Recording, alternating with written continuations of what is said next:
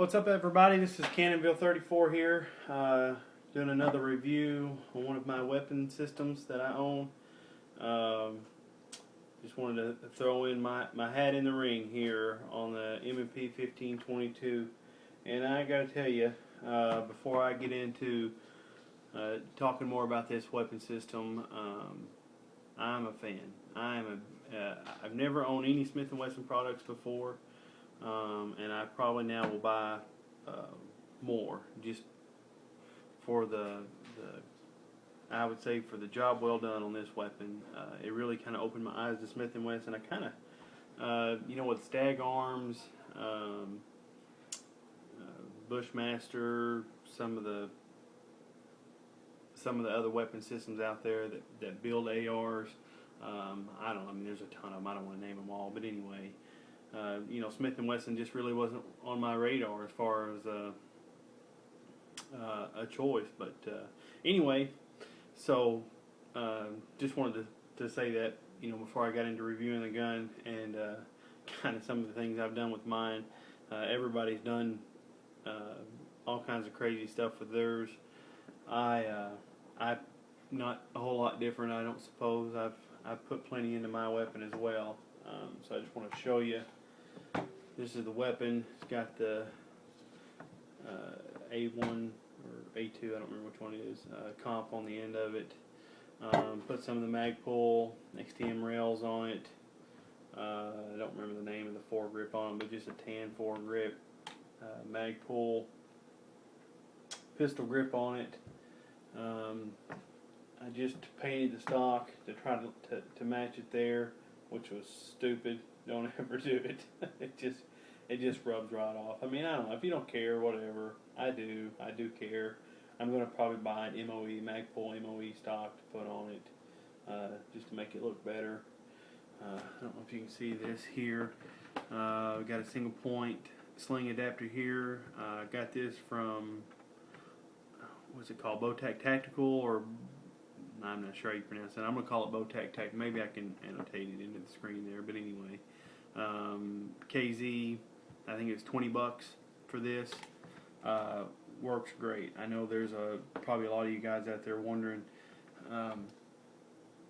how you can get a single point attachment set up for your M&P 1522, and there you go. That thing is just awesome. I mean, it's solid. I've shook it. I've ran with it. I have done everything you could do with it, and it is solid. Works great. I bought this little, which Magpul makes one similar to this. This is like a 3-stage system. If you got the little, I don't know if you can see it there. If you got the little push button sling mounts, I guess you can push button. You can run your loop through there and do a quick release clip or something like that, or just attach your clip to it there. Sorry about this, guys. I forgot to give you an all clear on this, so we'll open it up, show you that the gun is empty. I don't even know if you can see that light coming out of there. Anyway, it's empty.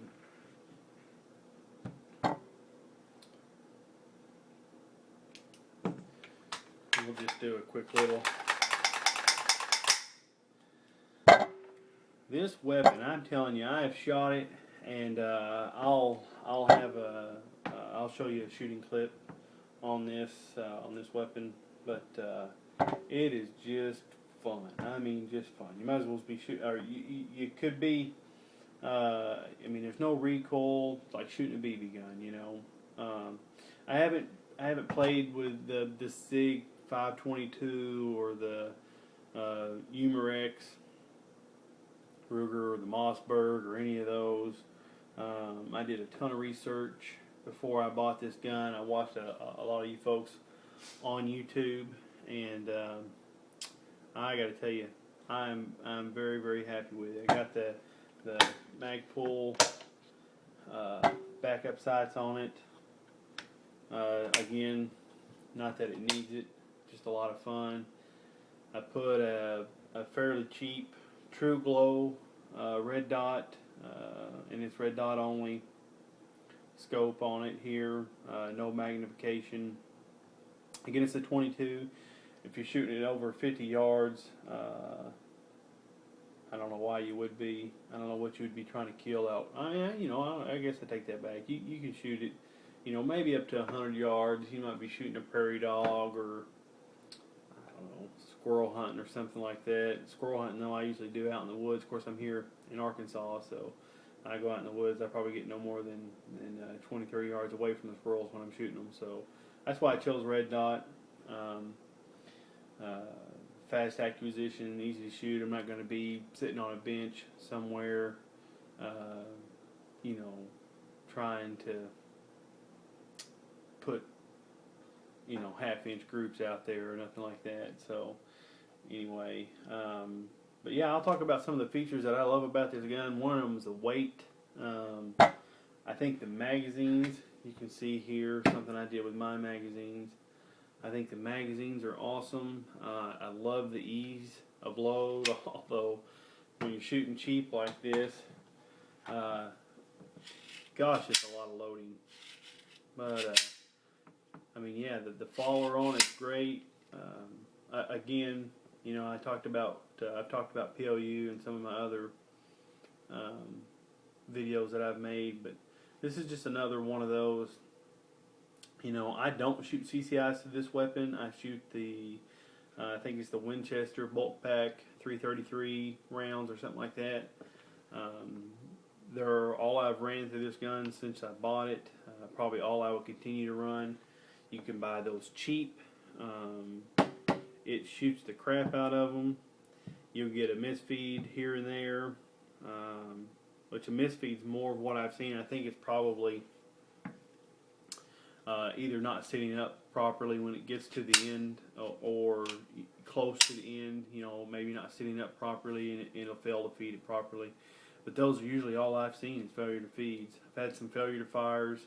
Again, it's cheap 22 ammo, guys. I mean, let's be honest about it. I don't care what you're buying, CCI, you name it, it's cheap. 22 ammo is cheap. If you're buying, anything at that price point, it just is. You have to accept that as a POU. But again, what are you doing? Are you out running a steel challenge somewhere where you're, trying to win a match and every tenth of a second counts? I would think not with this weapon system anyway. It's a training system, and the flip side of that could be said, as a training system, you want it to misfeed, you want it to misfire, you want it to have an issue, so that you learn how to correct those issues when your AR platform, when your 5.56 fails on you. You know how to clear that jam or that malfunction or drop that mag or whatever, So, if you want to call it a true training platform, I would say you want those things to occur from time to time. But it's a 22, so you have to expect those. You need to be realistic about it, or at least my opinion is you have to be realistic about a 22 and its performances. But this one performs good. I haven't had a lot of, I would say, out of the number of mags, and I've probably shot, haven't had it in a long time, so I've probably shot somewhere around 700 or 800, maybe 1,000 rounds through it. No, I bet I've shot more than that. Maybe 15. We'll say 1,500. I bet. And again, I'm just guesstimating there, but probably around 1,500 rounds. I probably had 10 to 15. So we'll call it 10%. Or no, not 10%. What's the number I'm looking for? Anyway. Maybe 10 or 15 out of those have had some kind of mishap with it. And again, most of those were failure to feeds. So I don't know if it was when, as we got further up, and the tension may have got a little less on the bullet. Maybe it wasn't setting up properly to feed into the chamber or what it was. But anyway. Another thing that, of course, everybody will tell you and has told you probably, love the fact that it functions. It just functions just like any other AR platform like this. The bolt holds open stays open on your last round. Drop the mag, pop another one in, drop the bolt. I mean, you gotta love that. It's just a second kind of cool, right? That you can do that with your 22 just like you can your standard AR platforms. But yeah, I mean, that's my M&P 1522 and the fun little things I've done with it. Maybe I'll do a review in the future on the True Glow red dot scope. Not a lot really to say about it, but just a good red dot. Shoots where you aim it. So anyway, M&P 1522. If you don't own one, borrow one or buy one. They're a lot of fun. Take it easy, guys. Alright, this is my new, well, I say new, my fairly new M&P 1522. Just out at the range today with the wife. Wanted to show you guys a little accuracy test here on it, standing from about 20 yards.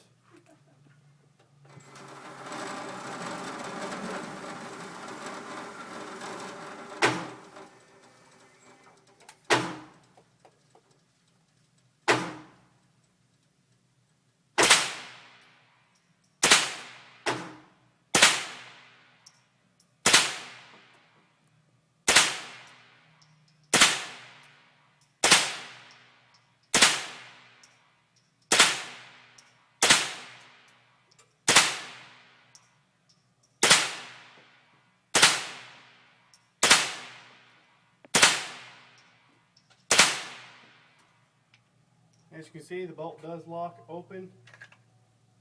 And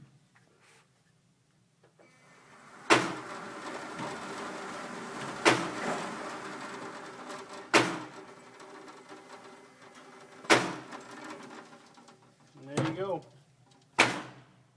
M&P 1522.